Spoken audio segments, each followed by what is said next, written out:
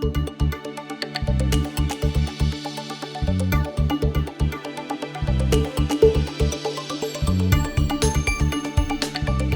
Hans Rasmussen, Vice President of Exploration for Coeur Mining. We're based in Chicago, listed on the NYSE, ticker symbol CDE. We're the largest US-based silver producer and a significant gold producer. Roughly half of our revenue comes from gold, even though a large part of our ounces comes from silver. Right, 2014 has been quite a challenge, obviously, with metal prices dropping throughout the year. We have 4 projects. We have 4 mines in 3 different countries.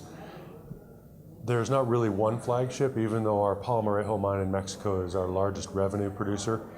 It's not necessarily the most profitable, but the progress we've made at all of them has been significant. Kensington, farthest to the north, we've recently made a big discovery, which will add grade to an otherwise fairly good gold grade. The new high-grade discovery we've made will enhance revenue in 2 to 3 years, changing that mine completely. In Nevada, Rochester, it's more of a growth in terms of growing tons processed, and we'll work on the grade also. That should come into stream, and the grade improvements will come into stream in about 5 years. But mainly it's been an improvement on the process at Rochester, and you'll see Rochester become our flagship in terms of numbers of ounces of silver produced in about 3 to 5 years. Palmarejo, Mexico has been a struggle. We've gone from an open pit mine focus to more of an underground focus now.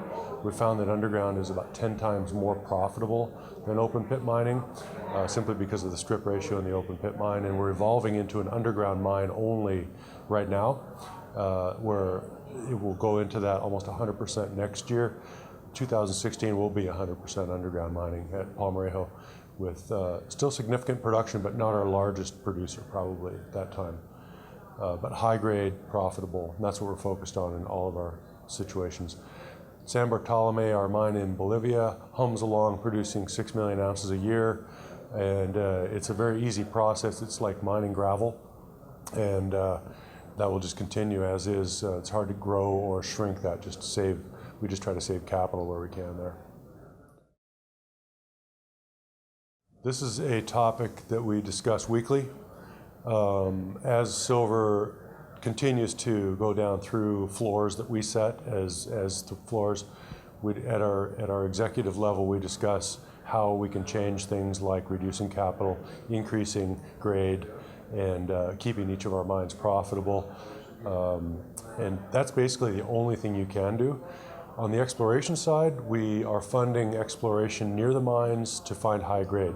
And the unfortunate thing is those are 1 year to 3 years from impacting the profitability of each of the mines. But that's another thing you can do, and we have been successful at Kensington, Rochester, and at Palmarejo with new discoveries. Each of those will come into stream 1 to 4 years out. Those are high grade, higher grade than we're mining right now, and those will impact our bottom line. But as the metal prices go down, we look at everything we can do to stay profitable. And that's the only thing you can do, and mainly it's cutting capital and enhancing whatever profitability you can. Obviously, what they're showing the market is they believe that silver prices will be higher at some time in the future, and that holding them in inventory is like a savings account that'll pay down the road. I've seen this with other companies, like IAMGOLD held their dividend as gold back when gold prices were lower, and it's paid off for them. So, you know, I'm a believer in silver and gold also. So I think that, you know, it's a good move as long as they can continue to stay profitable without having to sell those ounces right now. My personal opinion is you buy as much as you can in the dips and you hang on for the run-ups. And this is the 3rd downturn in the business that I've been involved with, and every time there is a run-up eventually.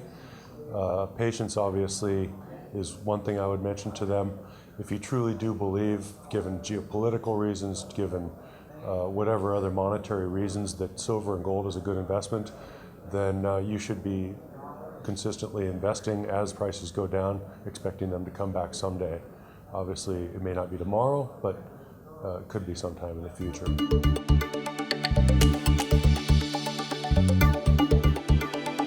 you.